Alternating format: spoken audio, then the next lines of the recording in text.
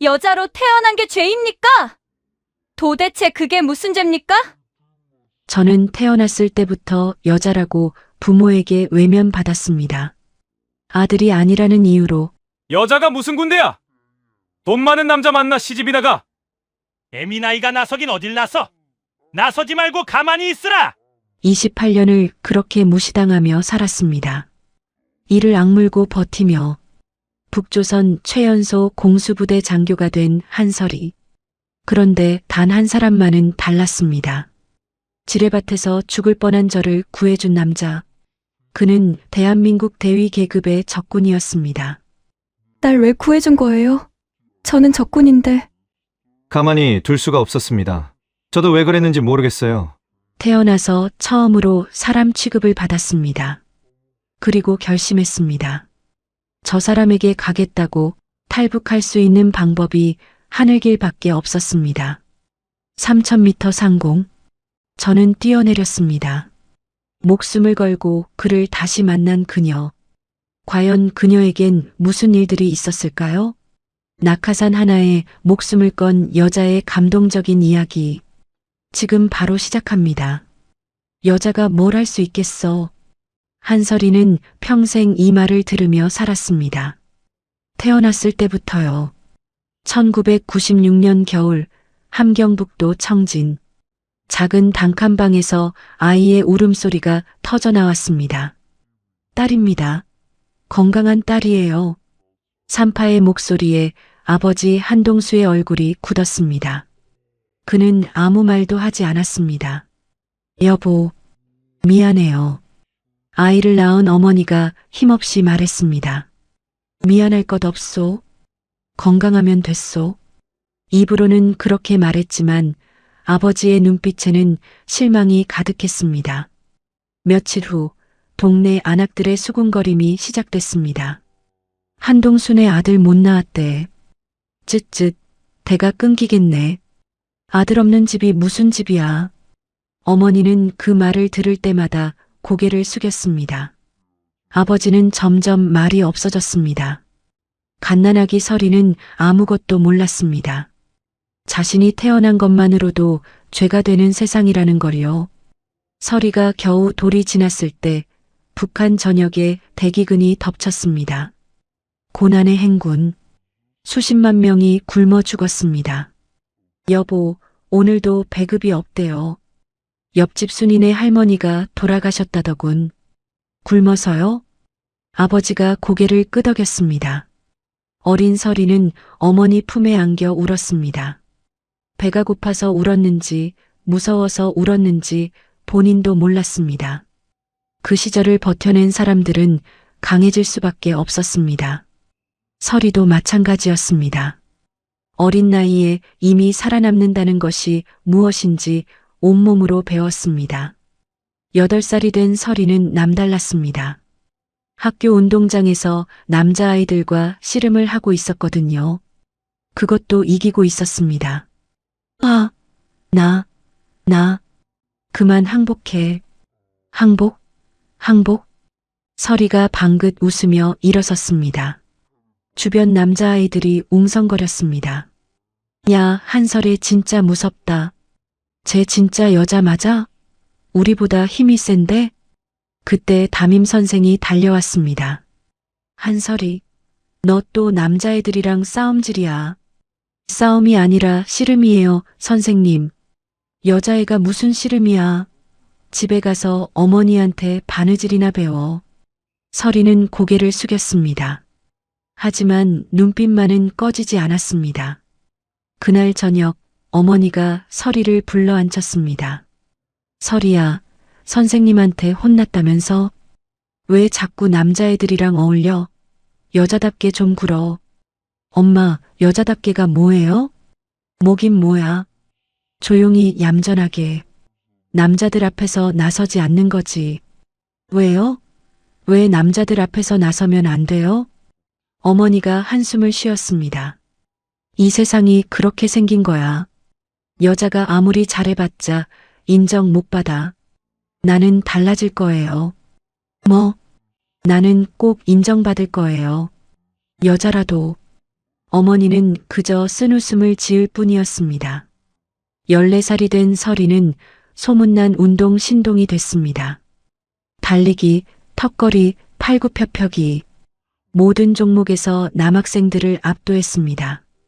어느 날 체육 선생이 설이를 불렀습니다. 한설에, 너 평양 체육단에 가고 싶지 않냐? 설이의 눈이 반짝였습니다. 평양이요? 정말요? 내가 추천서를 써줄 수 있어. 너 같은 재능은 처음 봤다. 설이는 그날 후로 밤잠을 설쳐가며 훈련했습니다. 평양. 그곳에 가면 뭔가 달라질 것 같았습니다. 선발 심사 날 설이는 최선을 다했습니다. 100m 달리기 1등, 턱걸이 1등, 체력 검사 전 종목 최상위. 자신 있게 결과를 기다렸습니다. 하지만 합격자 명단에 설이의 이름은 없었습니다. 선생님 왜 제가 떨어진 거예요? 체육 선생이 한숨을 쉬었습니다. 성분 문제란다. 성분이요? 저는 잘못한 거 없는데요. 내 할아버지가 한국 전쟁 때 월남했대. 그래서 안 된다더구나.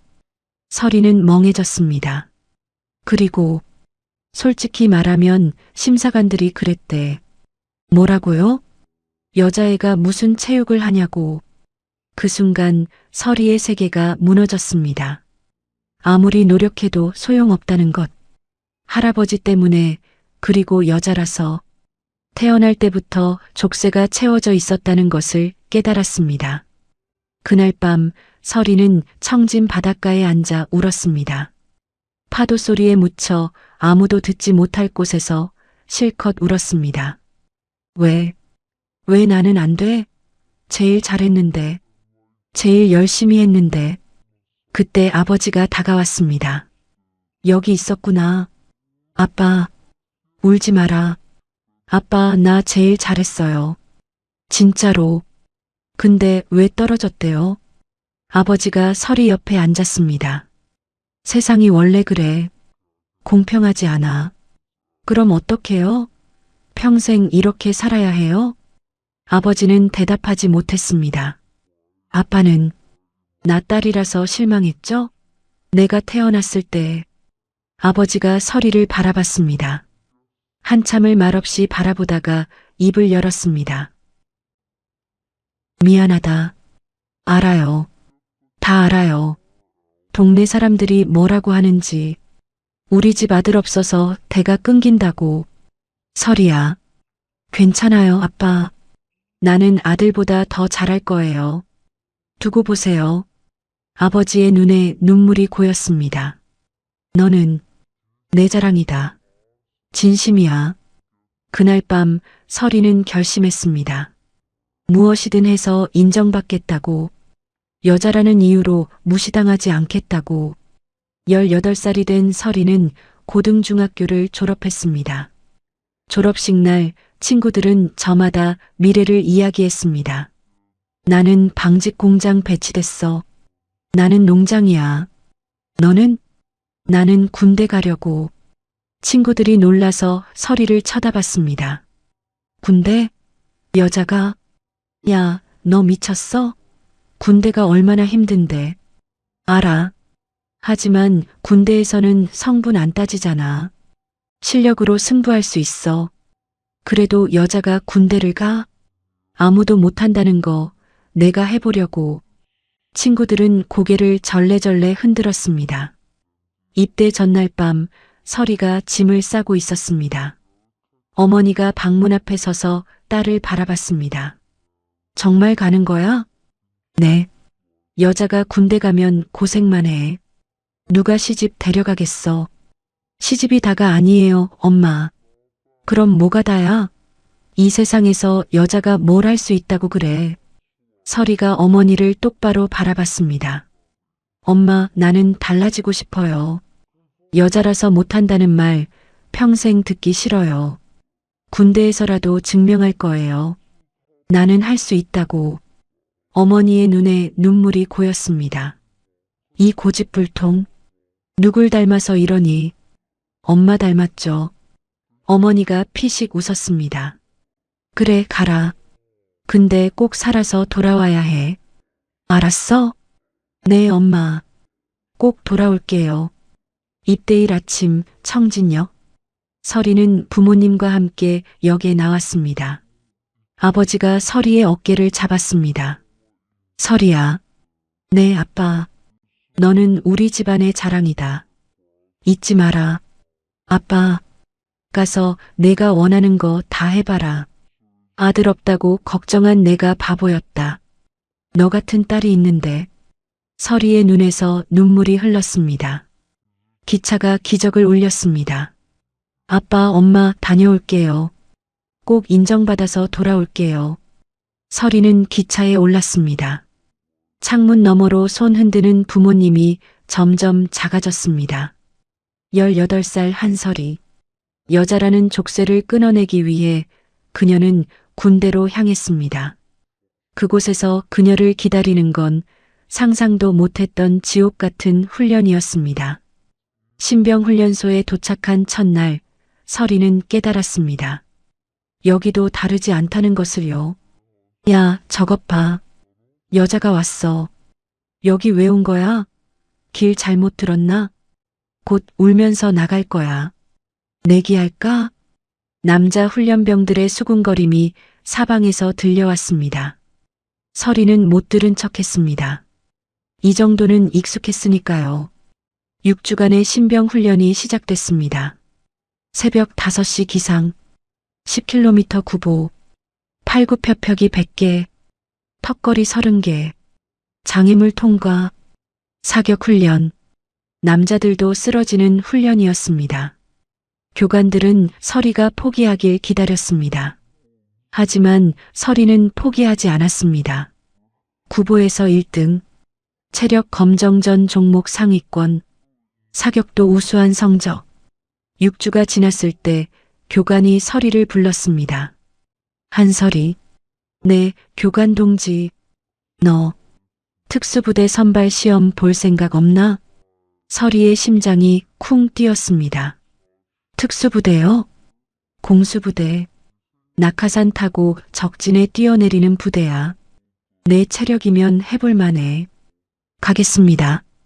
교관이 서리를 뚫어지게 쳐다봤습니다. 생각 좀 해보고 대답해. 공수부대에 여자는 한 명도 없어. 역사상 단 한 명도. 그래서 가겠습니다. 뭐? 아무도 안 했으니까 제가 첫 번째가 되겠습니다. 교관이 피식 웃었습니다. 미친년이네. 좋아, 추천서 써줄게. 특수부대 선발 시험장. 서리 외에는 전부 남자였습니다. 200명이 넘는 지원자들 사이에서 서리는 눈에 띄었습니다. 야, 저거 여자 아니야? 미쳤나? 여자가 공수부대를? 첫날도 못 버티고 나갈 거야. 선발관이 호루라기를 불었습니다. 지금부터 체력 검정 시작한다. 통과 못하면 즉시 탈락이다. 10km 완전군장 구보. 20kg짜리 배낭을 메고 뛰어야 했습니다. 출발 신호와 함께 200명이 뛰기 시작했습니다. 5km 지점에서 탈락자가 나오기 시작했습니다. 남자들이 하나둘 쓰러졌습니다. 서리는 이를 악물었습니다. 다리가 터질 것 같았습니다. 폐가 찢어지는 것 같았습니다. 하지만 멈추지 않았습니다.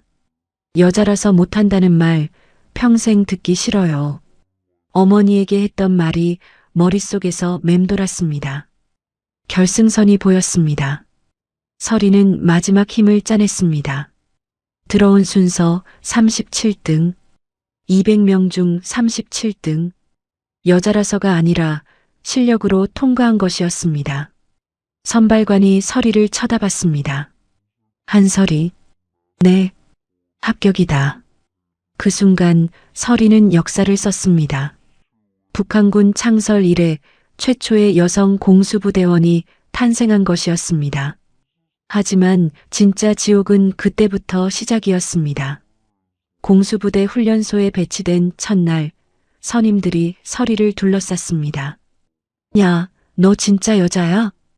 달거리 하면 훈련 어떡하려고? 한 달도 못 버틸 거야. 지금이라도 나가. 아니면 우리가 내보내줄까? 조롱과 성희롱이 쏟아졌습니다. 설이는 대꾸하지 않았습니다. 대꾸하면 지는 거라고 생각했습니다. 그날 밤 설이는 혼자 연병장에 나갔습니다. 팔굽혀펴기 200개, 턱걸이 50개, 구보 5km, 모두가 잠든 시간 설이는 훈련했습니다. 2배로 해야 해. 남자들보다 2배로 해야 겨우 인정받을 수 있어. 그게 설이가 세운 규칙이었습니다. 낙하산 훈련이 시작됐습니다. 첫 번째 관문은 지상 훈련이었습니다. 낙하산 착지법, 조종법, 비상시 대처법. 교관이 설명했습니다. 낙하산이 안 펴지면 죽는다. 바람 방향 잘못 읽으면 죽는다. 착지 자세 틀리면 다리가 부러진다. 여기서 실수는 곧 죽음이야. 훈련병들 사이에 긴장감이 돌았습니다. 2주간의 지상 훈련 후 드디어 실제 강화 훈련이 시작됐습니다. 훈련용 항공기 안. 설이는 낙하산을 메고 출입문 앞에 섰습니다. 고도 1000m. 아래를 내려다보니 현기증이 났습니다. 무섭냐? 옆에 있던 선임이 비웃었습니다. 여자는 이런 거 못해. 지금이라도 포기해. 설이는 대답하지 않았습니다. 대신 출입문을 바라봤습니다. 점프 신호가 떨어졌습니다. 설이는 뛰어내렸습니다. 바람이 온몸을 때렸습니다. 심장이 터질 것 같았습니다. 하지만 두렵지 않았습니다. 오히려 자유로웠습니다. 낙하산이 펴지고 설이는 천천히 하강했습니다. 하늘 위에서 내려다본 세상은 아름다웠습니다. 그 순간만큼은 여자인지 남자인지 아무 상관없었습니다. 그냥 하늘을 나는 한 사람이었습니다. 착지 성공. 설이는 땅에 발을 딛고 하늘을 올려다봤습니다. 여기다. 내가 있을 곳은 여기야. 그날 설이는 깨달았습니다. 하늘이 자신의 운명이라는 것을요. 4년이 흘렀습니다. 설이는 100회가 넘는 강화 훈련을 소화했습니다. 주간 강화, 야간 강화, 고공 강화, 저공 강화. 모든 종류의 강화를 경험했습니다. 처음엔 설이를 무시했던 동료들도 조금씩 인정하기 시작했습니다. 한설에 저 여자 진짜 대단하다. 강화 실력은 우리 중대에서 최고야. 여자라서 안 된다고 했는데 내가 틀렸네. 2018년 22살이 된 설이는 하사로 진급했습니다. 부대에서 작은 진급식이 열렸습니다. 중대장이 설이 앞에 섰습니다. 한설이 하사, 4년간 수고했다. 감사합니다. 중대장 동지. 솔직히 처음엔 내가 한 달도 못 버틸 줄 알았다.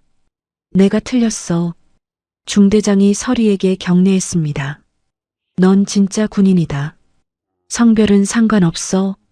그 한마디가 설이의 가슴에 깊이 박혔습니다.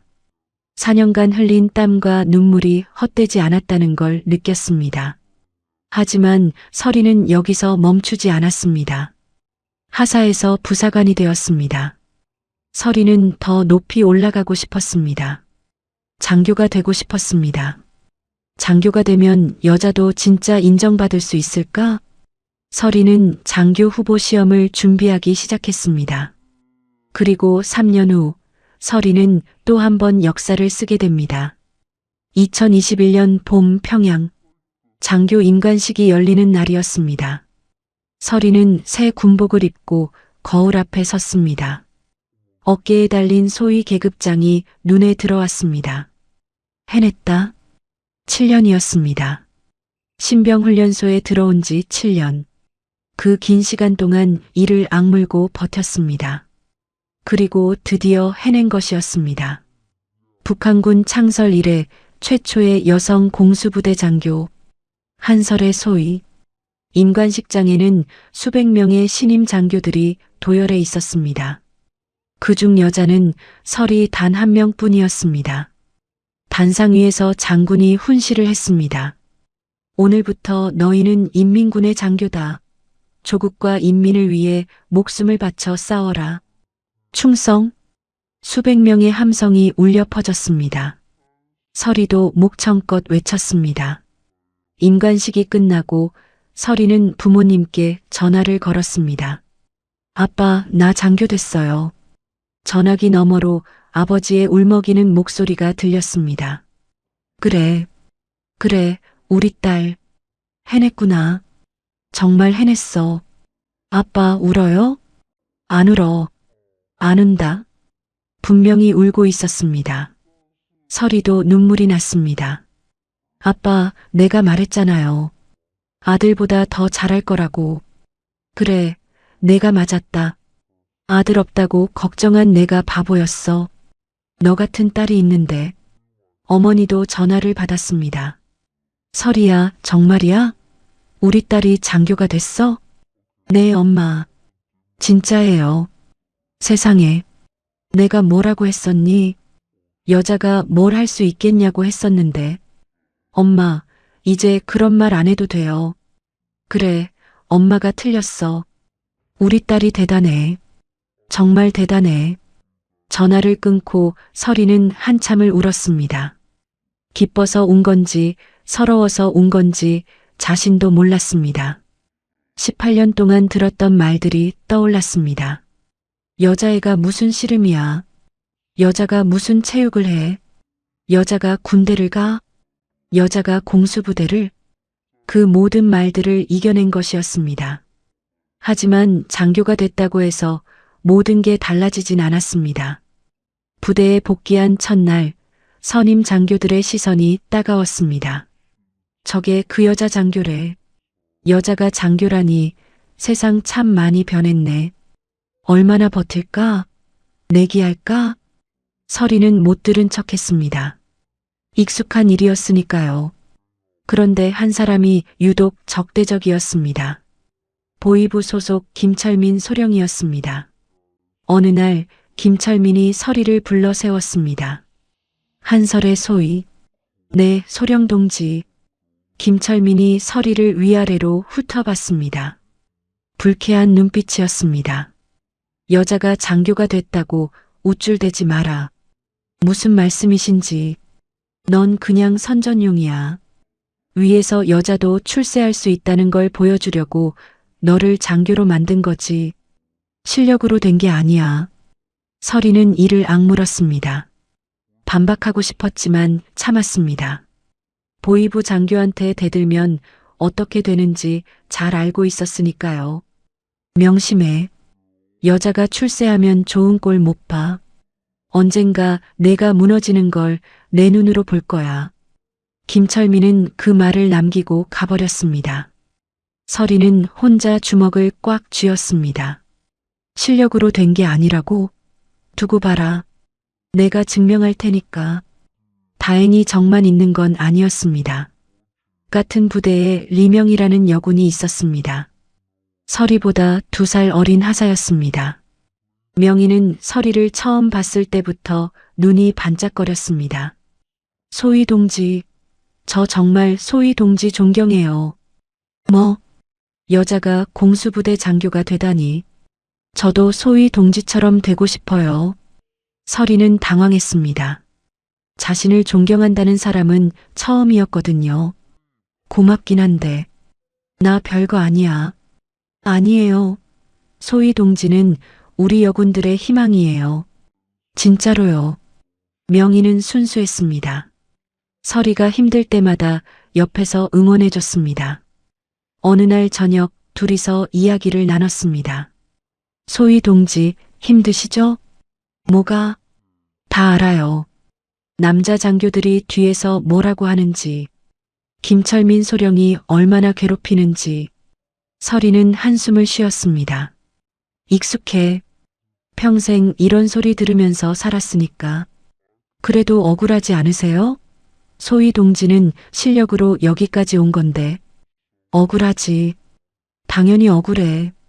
그럼 왜 참아요? 참지 않으면 내가 지는 거니까. 내가 무너지면 다른 여자들은 기회조차 못 얻어. 그래서 버티는 거야. 명희가 서리의 손을 잡았습니다. 저도 옆에서 같이 버틸게요. 소희 동지 혼자가 아니에요. 서리는 그 말에 눈시울이 붉어졌습니다. 고마워, 명희야. 그날 이후로 둘은 진짜 친구가 됐습니다. 이 지옥 같은 곳에서 유일하게 마음을 터놓을 수 있는 사람이었습니다. 시간이 흐르면서 서리는 점점 지쳐갔습니다. 장교가 되면 달라질 줄 알았습니다. 인정받을 줄 알았습니다. 하지만 여전히 여자라는 이유로 무시당했습니다. 여전히 증명해야 했습니다. 휴가 때마다 고향 청진에 갔습니다. 부모님은 서리를 자랑스러워했습니다. 하지만 친척들의 말은 달랐습니다. 서리 언제 시집 가니? 25인데 아직 남자도 없어? 아무리 장교래도 여자는 시집을 가야지. 서리는 그런 말을 들을 때마다 웃어넘겼습니다. 하지만 속으로는 지쳤습니다. 나는 왜 이렇게 사는 걸까? 밤마다 그런 생각이 들었습니다. 장교가 됐는데도 행복하지 않았습니다. 인정받았는데도 외로웠습니다. 결혼? 연애? 그런 건 생각해 본 적도 없었습니다. 살아남기 바빴으니까요. 25살이 됐는데 손 한 번 잡아본 적 없었습니다. 나도 사랑받고 싶다. 그런 생각이 문득문득 들었습니다. 하지만 곧 고개를 저었습니다. 무슨 소리야? 정신 차려. 넌 군인이잖아. 어느 날 밤 서리는 몰래 라디오를 틀었습니다. 잡음 사이로 한국 방송이 들려왔습니다. 오늘 서울의 날씨는 맑음. 최고 기온 22도. 남한. 저 남쪽 나라. 서리는 어릴 때부터 배웠습니다. 남조선은 미제의 식민지라고.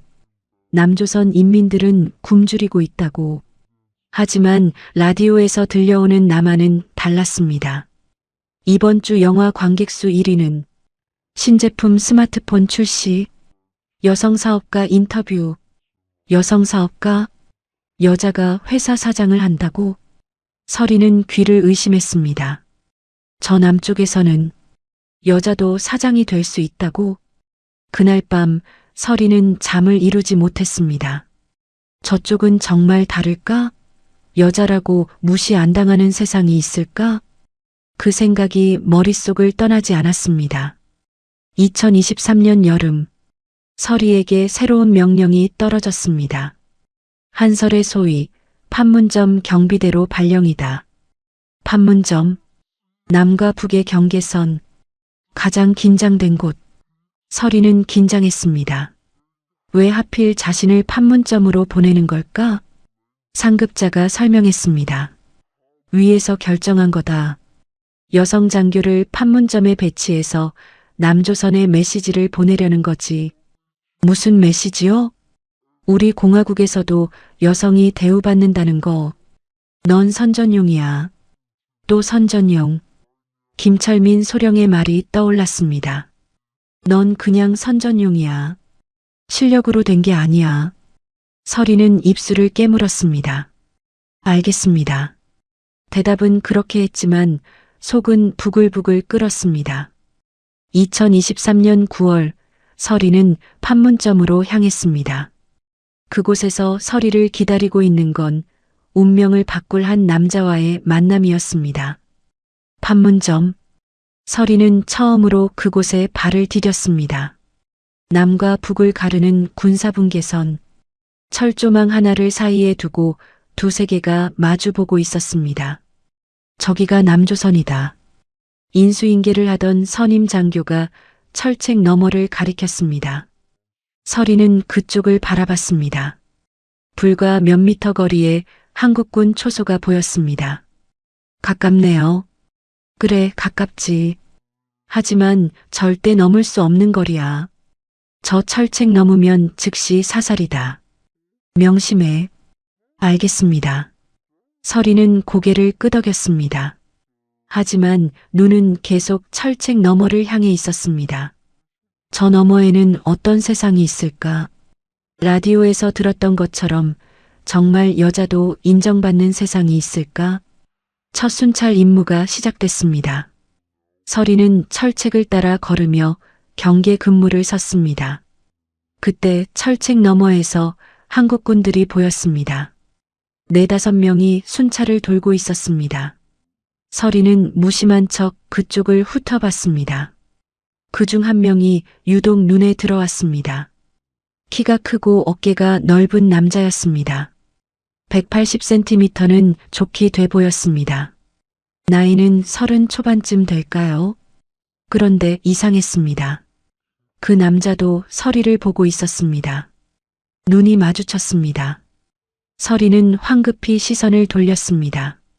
심장이 이상하게 뛰었습니다. 뭐야, 왜 이래? 서리는 고개를 저었습니다. 적군인데, 눈도 마주치면 안 되는 사이인데. 하지만 이상하게 그 남자의 눈빛이 계속 떠올랐습니다. 다른 군인들과는 달랐습니다. 차갑지 않았습니다. 적대적이지도 않았습니다. 오히려 따뜻해 보였습니다. 적군인데 왜 눈빛이 저렇게 따뜻하지? 서리는 스스로에게 물었지만 답을 찾지 못했습니다. 그 후로 일주일 동안 서리는 그 남자를 계속 관찰했습니다. 순찰 시간이 비슷했기 때문에 자주 마주쳤습니다. 남자도 서리를 의식하는 것 같았습니다. 눈이 마주칠 때마다 살짝 고개를 끄덕이기도 했습니다. 저 사람 왜 저러지? 서리는 혼란스러웠습니다. 적군이 왜 자신에게 인사를 하는 걸까요? 어느 날 명희가 휴가 나온 서리에게 물었습니다. 소희 동지, 요즘 무슨 생각 그렇게 많이 해요? 아니, 별거 아니야. 얼굴에 다 써 있는데요. 무슨 고민 있으면 말해요. 서리는 망설이다가 입을 열었습니다. 명희야, 이상한 거 물어봐도 돼? 네, 뭔데요? 적군인데. 눈빛이 따뜻한 사람이 있으면 그건 뭘까? 명희가 눈을 동그랗게 떴습니다. 소희 동지, 설마. 아니야. 그런 거 아니야. 그냥 이상해서 그래. 서리는 황급히 손을 내저었습니다. 하지만 명희는 의미심장하게 웃었습니다. 세상에, 우리 소희 동지가 드디어. 그런 거 아니라니까. 배치된 지 2주째 되던 날 밤이었습니다. 서리는 야간 순찰 임무를 맡았습니다. 밤 11시. 손전등 하나의 의지에 철책 근처를 걸었습니다. 북한 측 순찰로는 좁고 험했습니다. 산길이라 돌부리도 많고 울퉁불퉁했습니다. 서리는 익숙한 길이라 방심하고 걸었습니다. 그때 갑자기 발밑 땅이 푹 꺼지는 느낌이 들었습니다. 오래된 여우 굴 때문에 땅이 함몰된 것이었습니다. 서리는 균형을 잃고 비틀거리며 옆으로 2~3걸음 밀려났습니다. 멈춰 섰을 때 서리는 이상한 느낌을 받았습니다. 여기가 어디지? 손전등으로 주변을 비춰봤습니다. 익숙한 순찰로가 아니었습니다. 길을 벗어났나? 그때 철책 너머에서 소리가 들렸습니다. 거기 서세요. 움직이지 마세요. 남자 목소리였습니다. 한국말이었습니다. 서리는 깜짝 놀라 멈췄습니다. 철책 너머를 보니 그 남자가 있었습니다. 낮에 봤던 그 키 큰 한국군 장교. 뭐야? 서리는 당황했습니다. 적군이 왜 자신에게 소리를 지르는 걸까요? 남자가 다급하게 외쳤습니다. 천천히 뒤로 물러나세요. 거기 지뢰밭이에요. 지뢰밭? 서리의 피가 얼어붙었습니다. 발밑을 비춰봤습니다. 희미하게 보이는 오래된 표식? 너무 낡아서 거의 지워져 있었지만 분명 지뢰 경고 표식이었습니다. 한국 전쟁 때 묻힌 오래된 지뢰들. 북한군도 정확한 위치를 모르는 지역이었습니다. 서리의 온몸에 식은 땀이 흘렀습니다. 손이 떨렸습니다. 어떻게. 남자가 다시 외쳤습니다. 침착하세요. 제가 안내할게요. 뭐라고요? 저쪽 질의 배치도를 알고 있어요. 제 말대로 움직이세요. 서리는 믿을 수가 없었습니다. 적군이 자신을 도와준다고? 하지만 선택의 여지가 없었습니다. 혼자서는 어디로 가야 할지 알 수 없었습니다.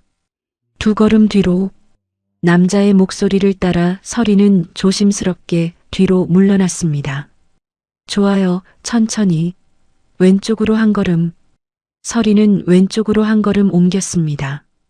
거기서 멈춰요. 이제 다시 뒤로 3걸음. 서리의 심장이 미친 듯이 뛰었습니다. 1걸음 1걸음이 생사를 가르는 순간이었습니다. 잘하고 있어요. 조금만 더.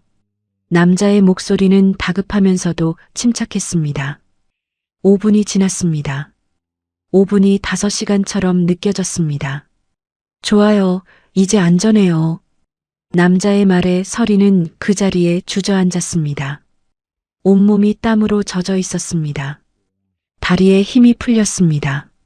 살았다. 살았습니다. 서리는 철책 너머를 바라봤습니다. 남자가 서 있었습니다. 약 5m 거리. 괜찮으세요? 남자가 물었습니다. 목소리에 진심 어린 걱정이 담겨 있었습니다. 서리는 떨리는 목소리로 대답했습니다. 당신이 구해줬군요. 다행입니다. 무사해서. 2 사람은 어둠 속에서 서로를 바라봤습니다. 서리가 물었습니다. 왜? 적군인 나를 구한 거예요? 남자가 대답했습니다. 사람이니까요. 당신도 저도. 그 한마디가 서리의 가슴을 울렸습니다. 사람이니까요. 28년 인생에서 처음으로 사람으로 대접받은 순간이었습니다. 여자라서가 아니라, 북한군이라서가 아니라, 그냥 한 사람으로. 서리의 눈에 눈물이 고였습니다. 참으려 했지만 참을 수가 없었습니다. 고마워요. 서리는 손을 들어 인사했습니다. 남자도 고개를 끄덕였습니다. 조심해서 돌아가세요. 서리는 일어나 부대로 돌아갔습니다. 그날 밤 서리는 잠을 이루지 못했습니다. 적군이 내 목숨을 구했다. 왜? 무슨 이유로? 남자의 눈빛이 계속 떠올랐습니다.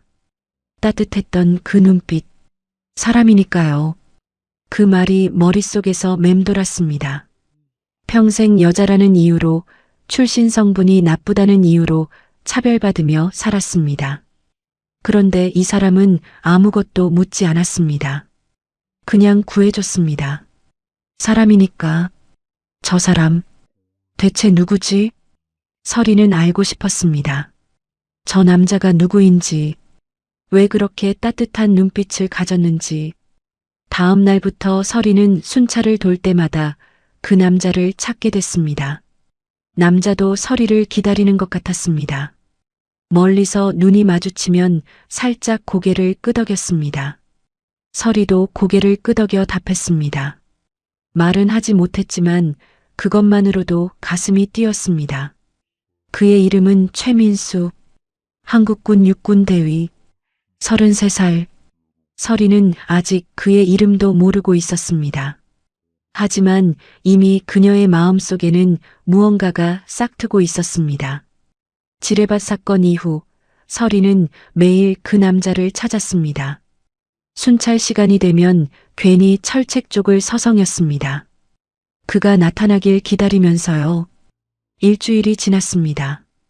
어느 날 저녁 서리는 용기를 냈습니다. 철책 너머로 그가 보였습니다. 서리는 손을 들어 가슴에 얹었다가 내렸습니다. 고맙다는 뜻이었습니다. 그가 알아봤는지 미소를 지었습니다. 그리고 고개를 살짝 끄덕였습니다. 그것만으로도 서리의 가슴이 뛰었습니다.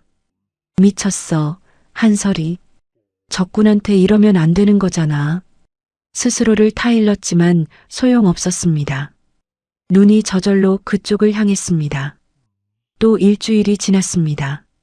어느 날 밤 서리가 야간 순찰을 돌고 있었습니다. 그때 철책 너머에서 불빛이 깜빡거렸습니다. 손전등이었습니다. 규칙적으로 깜빡이고 있었습니다. 짧게, 길게, 짧게, 길게. 모스 부호였습니다. 서리는 군사훈련 때 모스 부호를 배운 적이 있었습니다. 집중해서 해독했습니다. 괜, 찬, 세, 괜찮으세요? 서리는 놀랐습니다. 그 남자가 모스 부호로 말을 걸어온 것이었습니다. 서리는 망설였습니다. 대답하면 안 되는 거였습니다. 적군과 교신하는 건 반역죄였습니다. 하지만 손이 저절로 움직였습니다. 손전등을 들고 깜빡였습니다. 더, 분, 괜, 찬, 습, 니, 다. 철책 너머에서 불빛이 다시 깜빡였습니다. 다, 행, 입, 니, 다. 서리는 미소를 지었습니다. 적군과 대화를 나누고 있다는 게 믿기지 않았습니다. 그날 이후로 둘은 매일 밤 손전등으로 대화를 나눴습니다. 저녁 8시. 그 시간이 되면 둘 다 철책 근처에 나왔습니다. 짧은 대화였습니다. 모스 부호로는 긴 말을 할 수 없었으니까요. 오늘 날씨 좋네요. 네, 좋습니다. 감기 조심하세요. 당신도요. 그게 전부였습니다. 하지만 그것만으로도 서리는 행복했습니다. 누군가 자신을 걱정해주는 사람이 있다는 것. 그게 이렇게 따뜻한 일인 줄 몰랐습니다. 한 달이 지났습니다. 어느 날 서리가 순찰을 돌다가 철책에 뭔가 걸려 있는 걸 발견했습니다. 작은 비닐 봉지였습니다. 안에 종이와 초코파이가 들어 있었습니다. 서리는 주변을 살피고 재빨리 봉지를 집었습니다. 숙소로 돌아와 종이를 펼쳤습니다. 이름이 뭐예요? 마이너스 민수. 민수. 그의 이름이 민수구나. 서리의 심장이 쿵쾅거렸습니다. 쪽지를 보내왔다니. 이건 정말 위험한 일이었습니다. 잡히면 반역죄, 총살감이었습니다. 하지만 서리는 그 쪽지를 버릴 수가 없었습니다. 다음 날 서리는 작은 종이에 글씨를 썼습니다. 서리입니다. 밤에 몰래 철책 근처에 두고 왔습니다. 그날부터 둘의 쪽지 교환이 시작됐습니다. 일주일에 한두 번 철책 틈에 쪽지를 숨겨두었습니다. 거기 춥지 않으세요? 괜찮습니다. 당신은요? 당신 걱정하니까 안 춥네요. 서리는 그 쪽지를 읽고 또 읽었습니다. 얼굴이 붉어졌습니다. 당신 걱정하니까 안 춥다고? 이 사람 대체 뭐야? 서리도 답장을 썼습니다. 저도 당신 걱정돼요. 쓰고 나서 얼마나 부끄러웠는지 모릅니다. 하지만 거짓말은 아니었습니다. 정말로 그가 걱정됐습니다. 추운 밤에 순찰 돌면서 감기 걸리지는 않을지, 밥은 잘 먹고 다니는지, 28년 인생에서 처음으로 누군가를 이렇게 생각했습니다. 2개월이 흘렀습니다.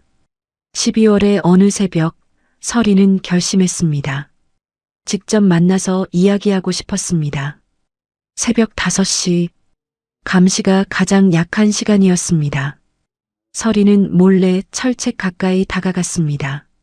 3m 거리까지 접근했습니다. 그가 나타났습니다. 그도 철책 쪽으로 다가왔습니다.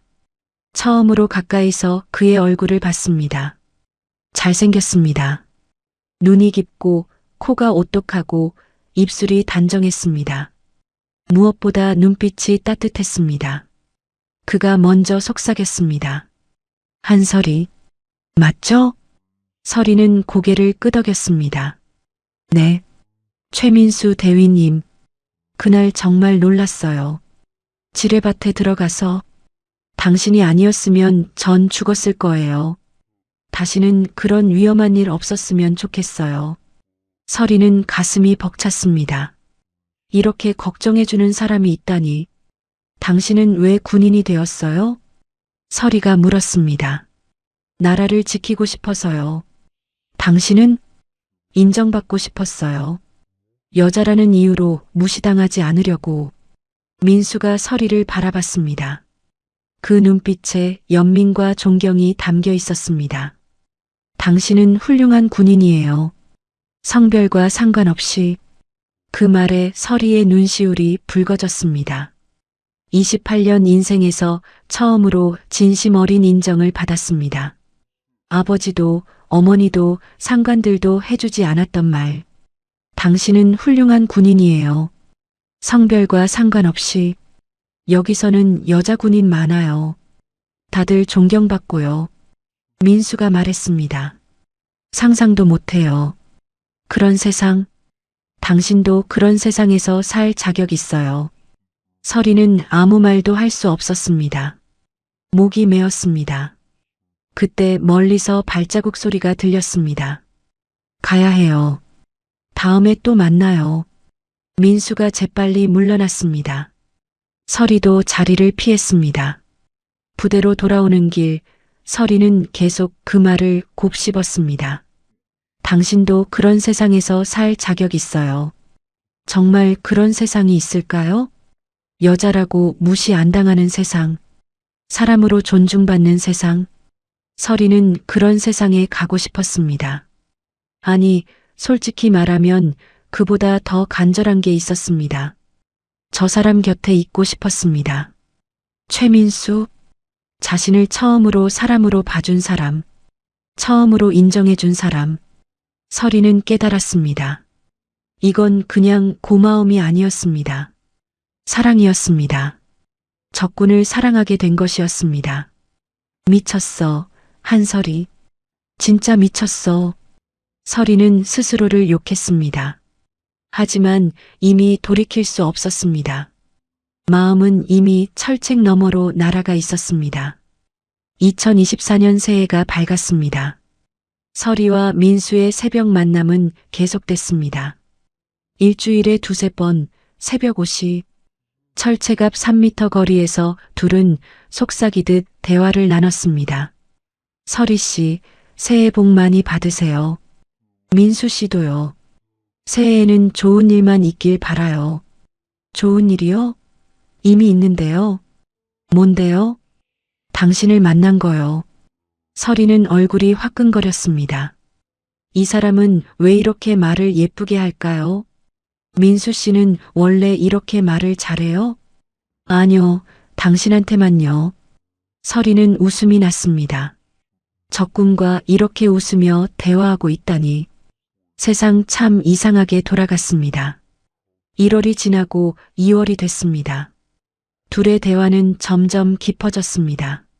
서리 씨, 고향이 어디예요? 청진이요. 바다가 보이는 도시예요. 민수 씨는요? 저는 대전이요. 내륙이라 바다가 없어요. 바다 좋아하세요? 좋아해요. 통일되면 청진 바다 보러 가고 싶네요. 통일이요? 가능할까요? 언젠가는요. 그때까지 기다릴 수 있어요. 서리는 통일이라는 말에 마음이 복잡해졌습니다. 통일. 그게 되면 정말 이 사람과 함께 할 수 있을까요? 2월 어느 날 민수가 물었습니다. 서리 씨, 군인 아니면 뭐 하고 싶었어요? 서리는 한참을 생각했습니다. 몰라요. 평생 여자라는 이유로 제약받으며 살아서 뭘 하고 싶은지 생각해 본 적도 없어요. 정말요? 네. 그냥 살아남는 게 목표였어요. 인정받는 게 목표였고요. 민수가 안타까운 눈으로 서리를 바라봤습니다. 여기 오면 뭐든 할 수 있어요. 당신이 원하는 거라면. 여기요? 나만이요. 여자도 의사, 변호사, 사장, 뭐든 될 수 있어요. 서리는 믿기지 않았습니다. 진짜요? 진짜요. 대통령도 여자였어요. 대통령이요? 서리는 놀라서 눈이 휘둥그레졌습니다. 여자가 대통령을 했다고요? 민수 씨는 군인 아니면 뭐 하고 싶었어요? 저요? 선생님이요. 아이들 가르치는 거. 어울릴 것 같아요. 왜요?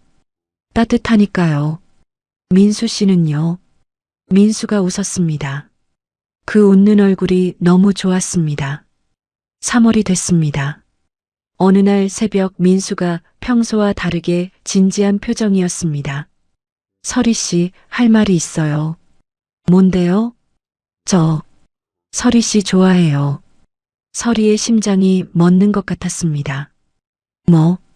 뭐라고요? 좋아해요. 처음 봤을 때부터, 지뢰밭에서 구한 날부터 계속 생각났어요. 설희는 아무 말도 할 수 없었습니다. 대답 안 해도 돼요. 그냥 제 마음을 알아줬으면 해서요. 민수가 돌아서려 했습니다. 설희가 그를 불렀습니다. 민수 씨, 네. 우리는 적국이에요. 이러면 안 되는 거예요. 알아요. 잡히면 저는 죽어요. 반역죄로. 알아요. 그런데도요? 그런데도요. 민수가 설희를 똑바로 바라봤습니다. 설희 씨, 저는 당신을 만나기 전까지 이렇게 누군가를 좋아해 본 적 없어요. 적군이든 뭐든 상관없어요. 제 마음은 그래요. 설희는 눈물이 났습니다. 28년 인생에서 처음으로 사랑 고백을 받았습니다. 며칠을 고민했습니다. 밤잠을 설쳤습니다. 그리고 다음 만남 때 설희가 먼저 입을 열었습니다. 민수 씨, 네. 저도요. 네. 저도 민수 씨 좋아해요. 처음으로 사람 대접받은 기분이에요. 처음으로 인정받은 기분이고요. 민수의 눈이 반짝였습니다. 정말요? 네. 근데 무서워요. 들키면 어떡해요? 제가 지킬게요. 어떡해요? 우리 사이에는 철책이 있잖아요. 철책이 뭐 대수예요?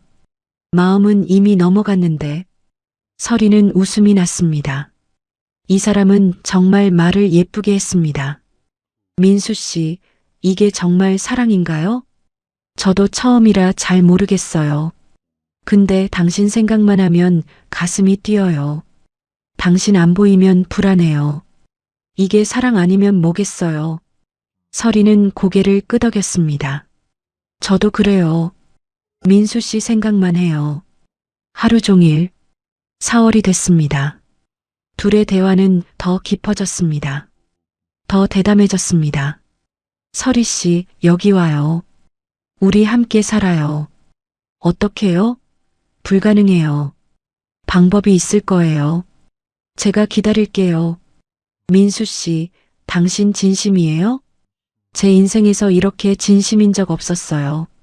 설희는 가슴이 뜨거워졌습니다. 정말 갈 수 있을까요? 저 남쪽으로. 이 사람 곁으로. 하지만 어떻게요? 철책을 어떻게 넘어요? 위기는 갑자기 찾아왔습니다. 4월 어느 날 보이부 김철민 소령이 설희를 불렀습니다. 한설의 소위. 네, 소령 동지. 요즘 야간 순찰 때 이상한 행동한다는 제보가 있던데? 설희의 등골이 서늘해졌습니다. 무슨 말씀이신지 모르겠습니다. 철책 근처에서 손전등 깜빡거린다면서? 그건 경계 신호입니다. 경계 신호? 누구한테? 야생동물이 접근하면 쫓아내려고요. 김철민이 설희를 뚫어지게 쳐다봤습니다. 한설에 내가 바보로 보여? 아닙니다. 조심해. 여자 주제에 장교까지 됐으면 됐지. 더 욕심 부리지 마라. 이상한 짓 하다 걸리면 나한테 잡히는 거야. 그때는 봐주지 않는다. 김철민이 가버렸습니다. 설희는 다리에 힘이 풀렸습니다. 들켰다. 거의 들켰습니다. 그날 밤 설희는 민수에게 신호를 보내지 못했습니다. 너무 무서웠습니다. 하지만 민수는 기다리고 있었습니다. 철책 너머에서 계속 손전등을 깜빡거렸습니다. 괜찮아요? 왜 안 나와요? 설희는 결국 나갔습니다. 위험하다는 걸 알면서도 민수 씨 위험해요. 의심받고 있어요. 누구한테요? 보이부 장교요. 저를 감시하고 있어요. 민수의 얼굴이 굳어졌습니다. 서리 씨, 정말 조심해야 해요. 알아요. 당분간 만나면 안 될 것 같아요. 미안해요. 미안하긴요. 당신 안전이 먼저예요. 서리는 눈물이 났습니다. 민수 씨, 저 어떡해요. 당신 보고 싶은데 못 보면 어떡해요. 금방이에요. 상황 지나가면 다시 만나요. 약속해요? 약속해요. 꼭 다시 만나요. 5월이 됐습니다. 서리는 조심했습니다. 야간 순찰 때도 철책 근처에 가지 않았습니다. 하지만 감시는 계속됐습니다. 김철민의 부하들이 서리를 미행했습니다. 어느 날 명희가 서리를 찾아왔습니다. 소희 동지, 큰일 났어요. 왜 그래? 김철민 소령이 소희 동지 뒷조사를 하고 있대요. 판문점 배치된 후 행적을 전부 조사한대요. 서리의 얼굴이 하얗게 질렸습니다. 명희야, 나 어떡해. 소희 동지, 저한테 숨기는 거 있죠? 말해요. 제가 도와줄게요. 서리는 한참을 망설이다가 입을 열었습니다. 명희야, 나 사람이 생겼어. 네, 누구요? 한국군이야. 명희가 눈이 휘둥그레졌습니다. 소희 동지, 미쳤어요. 알아. 미친 짓인 거. 그 사람이랑 어디까지 간 거예요? 만나서 얘기했어. 여러 번. 세상에. 명희가 머리를 감싸쥐었습니다. 잡히면 죽어요. 아니, 죽는 것보다 더한 일 당해요. 알아. 그런데 왜 그런 거예요? 서리가 명희를 바라봤습니다. 눈에 눈물이 고여 있었습니다. 명희야, 나 처음으로 사람 대접받았어. 처음으로 사랑받고 있어. 28년 살면서 누가 나를 인정해줬어? 누가 나를 사람으로 봐줬어? 그 사람이 처음이야. 명희는 아무 말도 못했습니다. 멈출 수가 없어. 알면서도 멈출 수가 없어. 한참 침묵이 흘렀습니다. 명희가 입을 열었습니다. 도와줄게요. 뭐? 제가 뭘 하면 돼요? 말해요. 명희야. 소희 동지가 행복했으면 좋겠어요. 평생 차별받으면서 살았잖아요. 이제 좀 행복해도 되잖아요. 서리는 명희를 끌어안았습니다. 눈물이 쏟아졌습니다. 고마워, 명희야.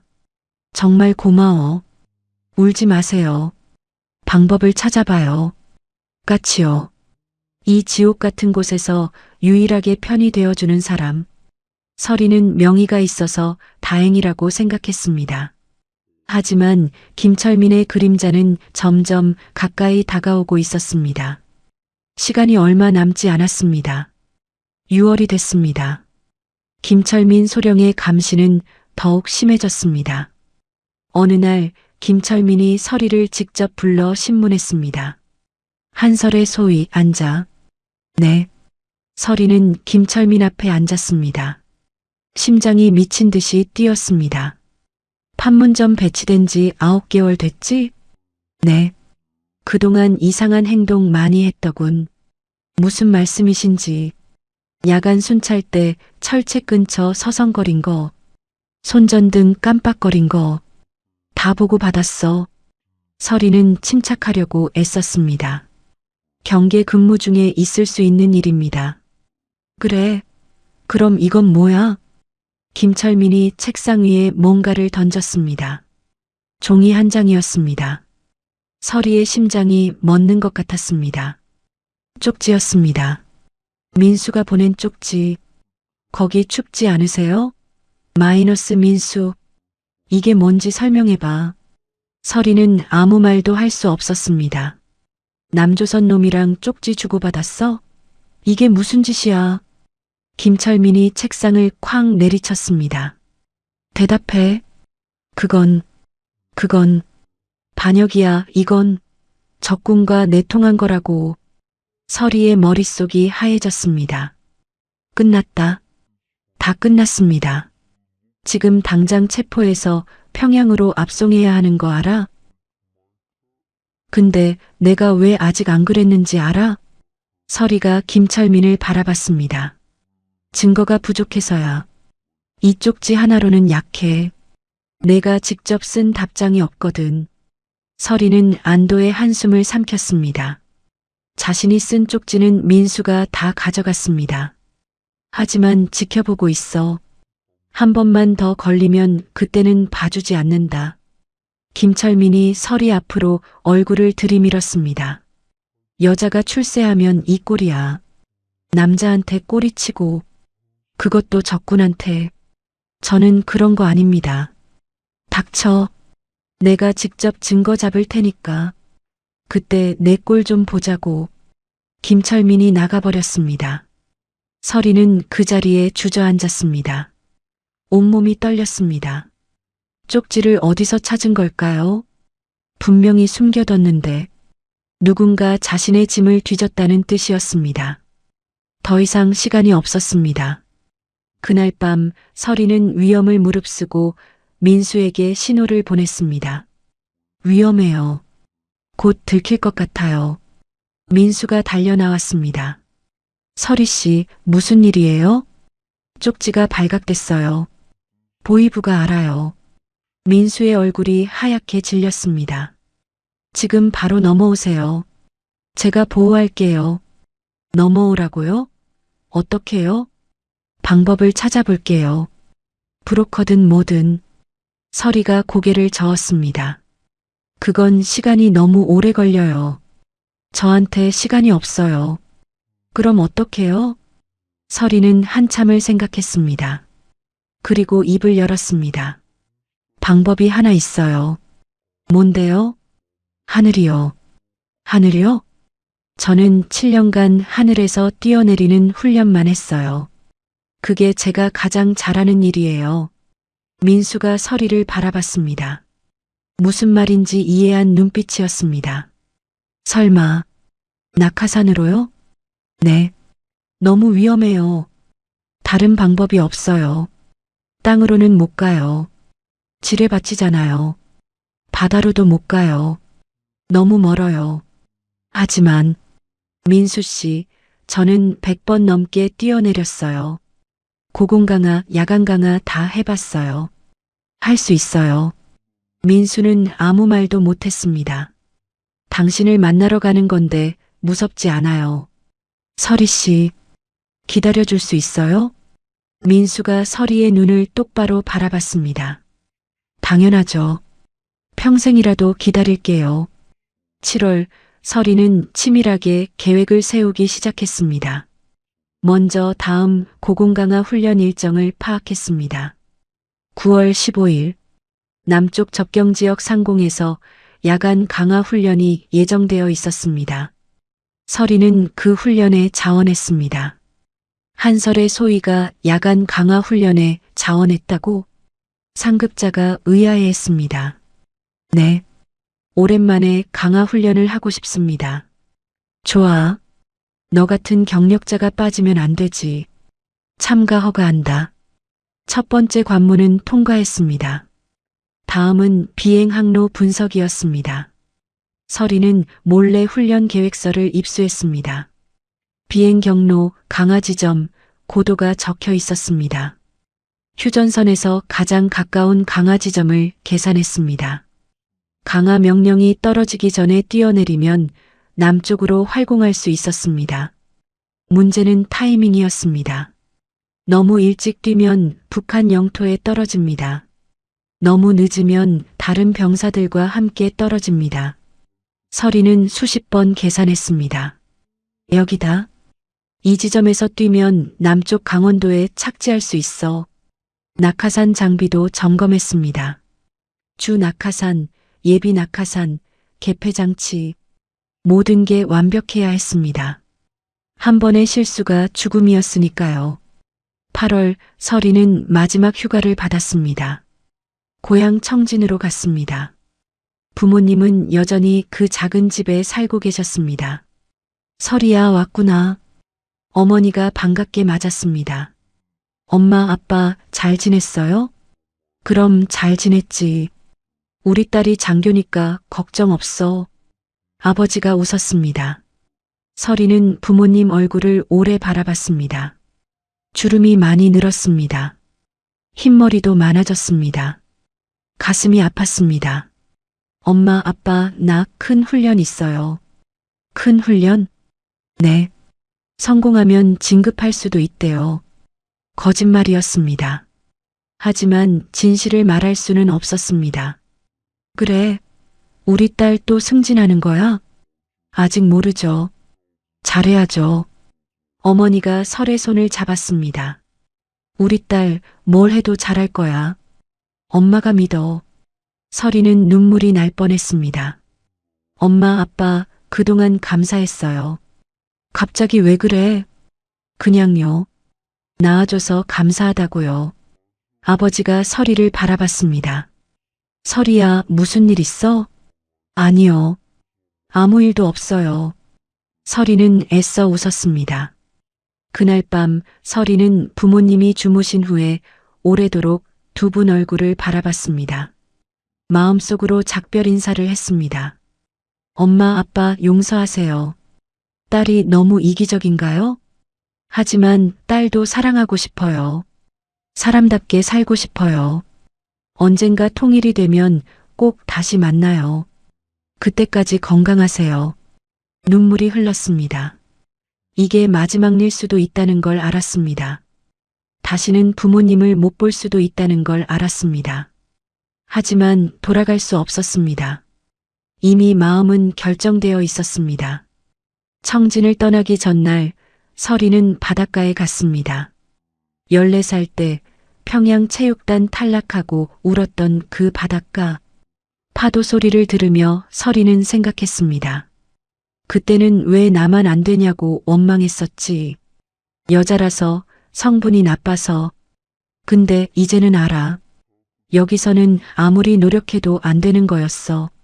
내가 바뀌는 게 아니라 세상을 바꿔야 했던 거야. 설이는 바다를 향해 말했습니다.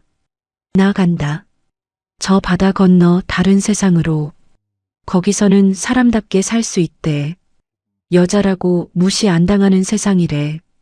그리고 거기에는 나를 기다리는 사람이 있어. 설이는 깊이 숨을 들이마셨습니다. 다음에 이 바다를 보면 자유로운 사람으로 볼 거야. 부대로 복귀한 설이는 민수에게 마지막 신호를 보냈습니다. 9월 15일. 그날 갈게요. 당신이 있는 곳으로. 민수의 답신이 왔습니다.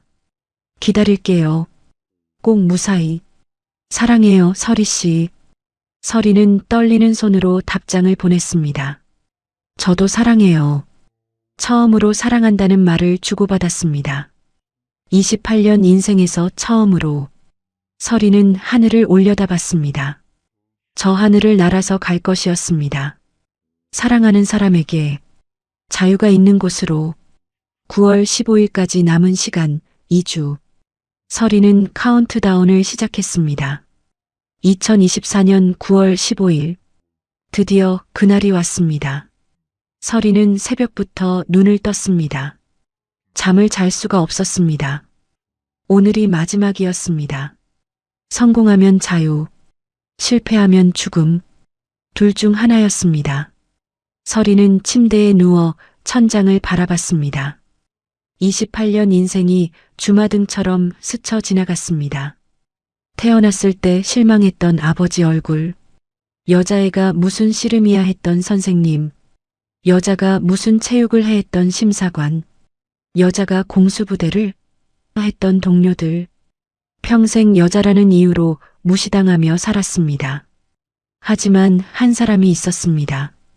당신은 훌륭한 군인이에요. 성별과 상관없이 사람이니까요. 당신도 저도 사랑해요, 설이 씨.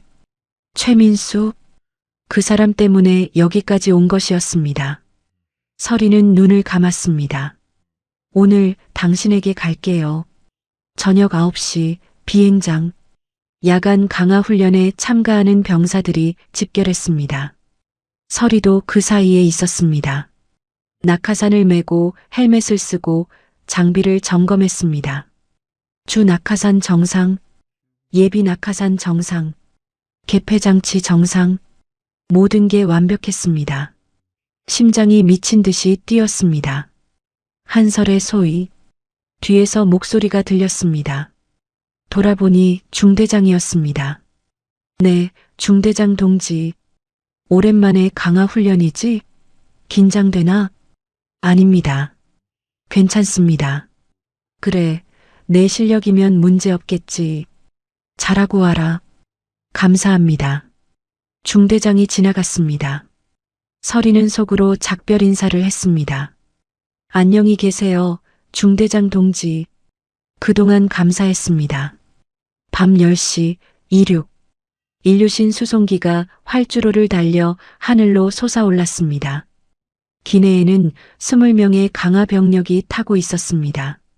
서리는 강화 순서 7번째였습니다. 수송기 안은 어두웠습니다.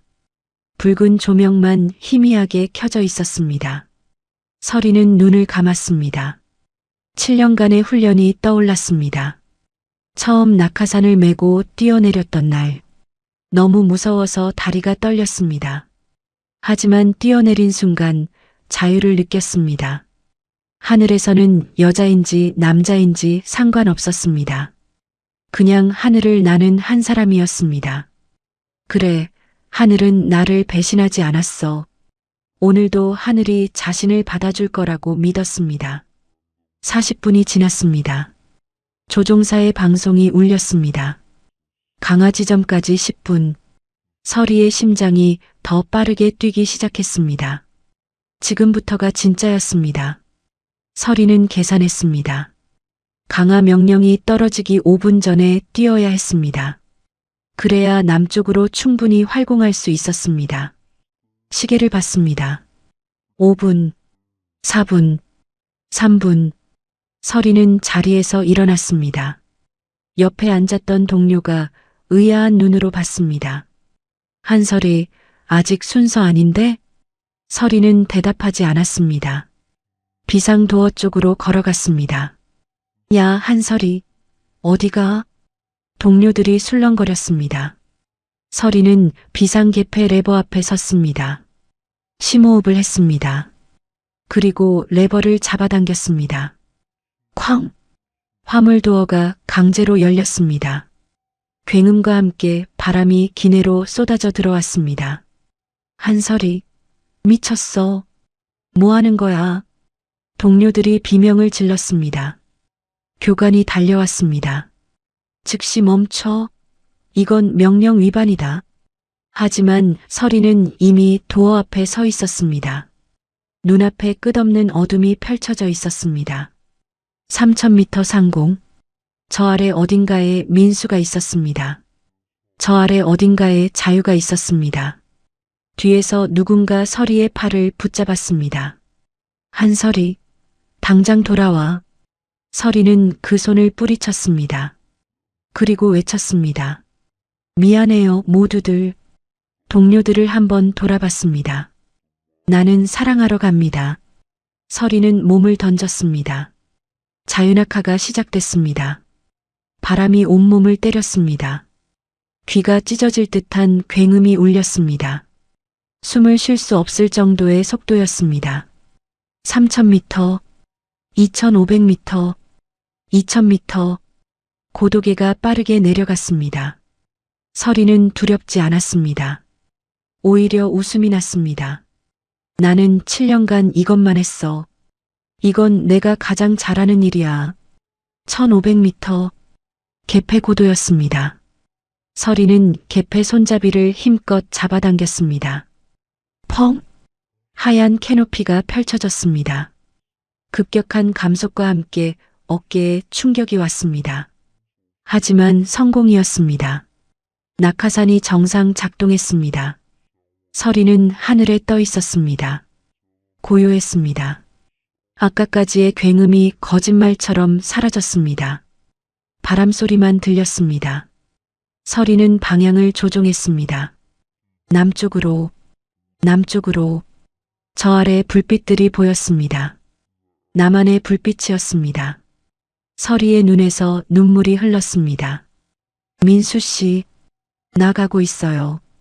지뢰밭에서 구해준 당신에게 가고 있어요. 기다려요.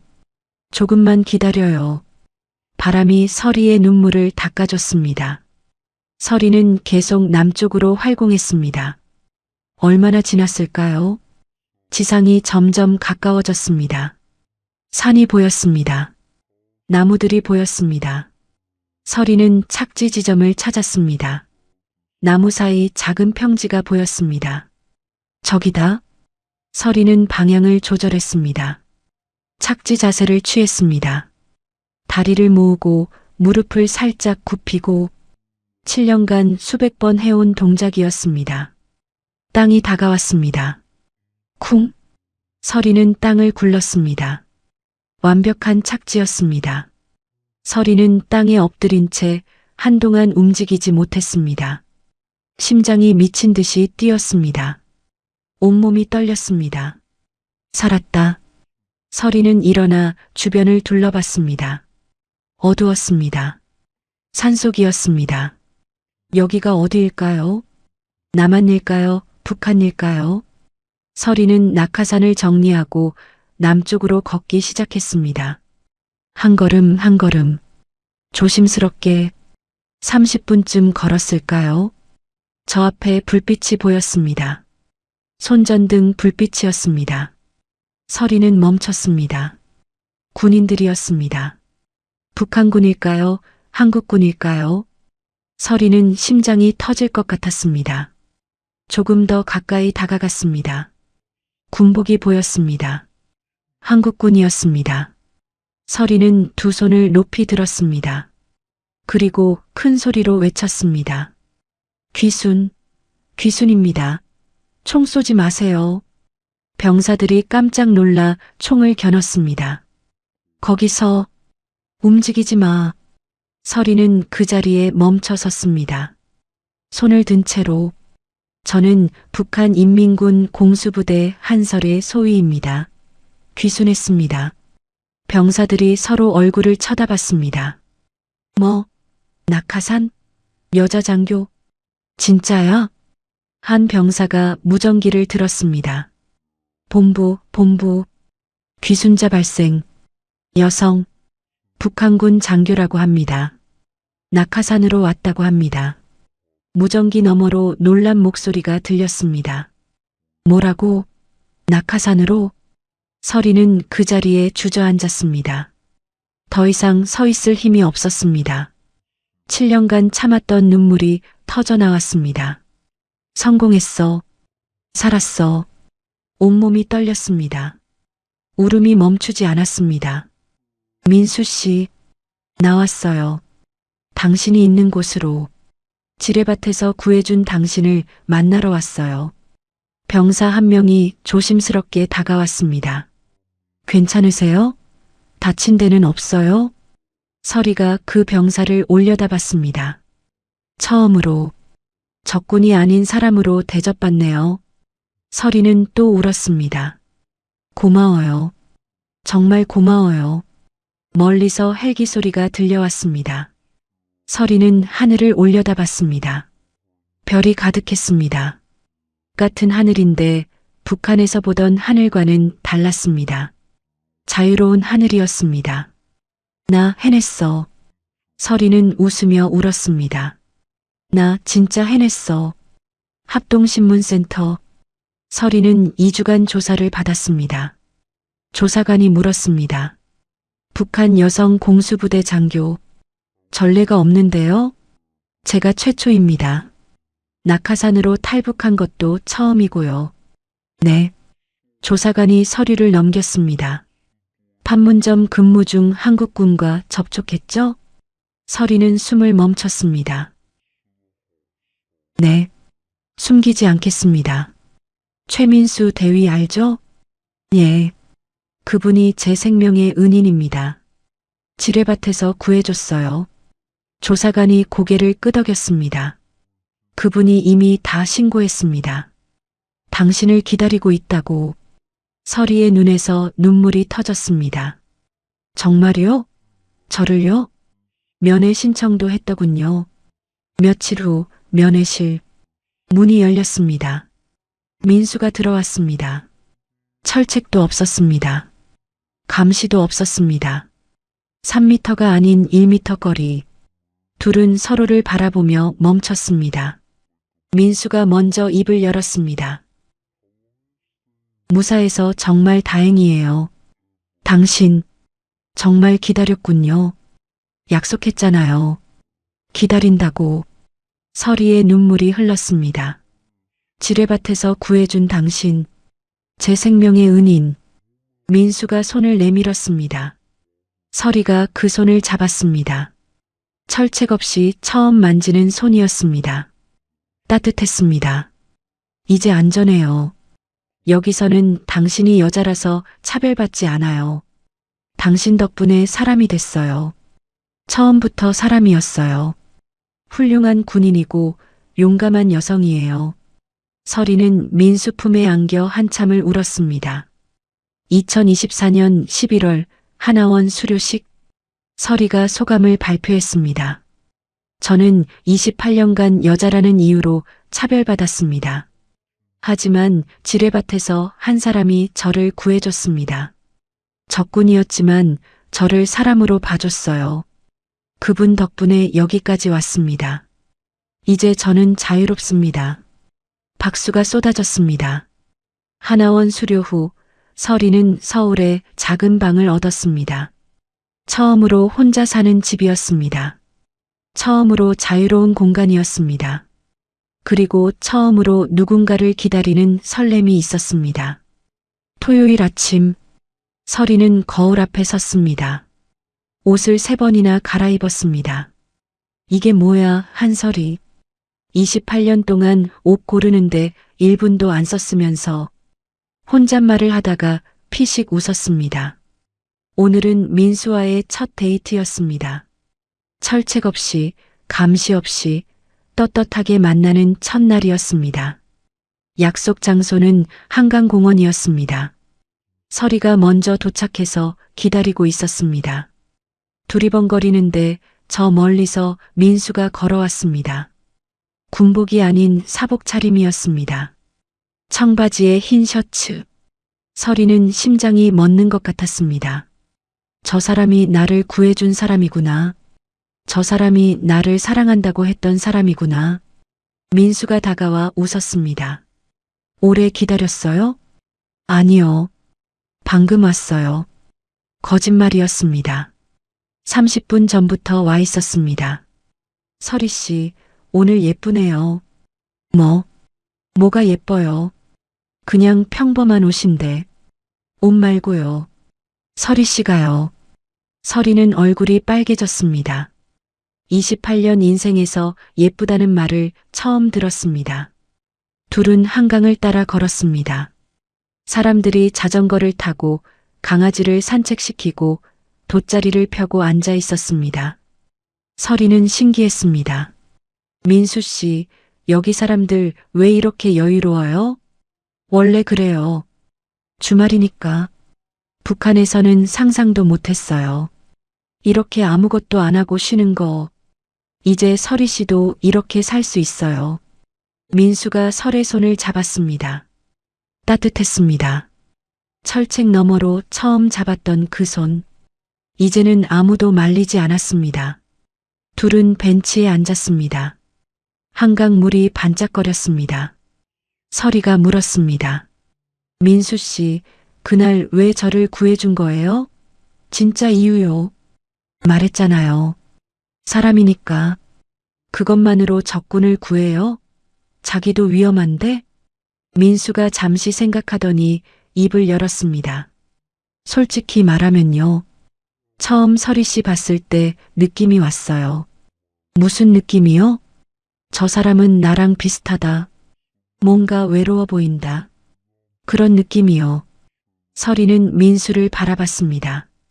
그래서 지뢰밭에서 서리 씨 손전등 흔들리는 거 보고 가만히 있을 수가 없었어요.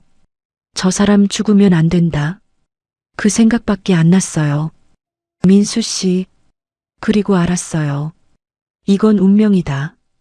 이 사람이랑 꼭 다시 만나야 된다. 설의 눈에 눈물이 고였습니다. 저도요. 민수 씨가 구해줬을 때 알았어요. 이 사람이다. 이 사람 아니면 안 된다. 해가 지기 시작했습니다. 하늘이 주황색으로 물들었습니다. 민수가 갑자기 일어나더니 설이 앞에 섰습니다. 설이 씨. 네. 나 할 말 있어요. 민수가 주머니에서 작은 상자를 꺼냈습니다. 설의 심장이 멎었습니다. 민수 씨, 그거. 설이 씨, 나랑 결혼해 줄래요? 상자를 열었습니다.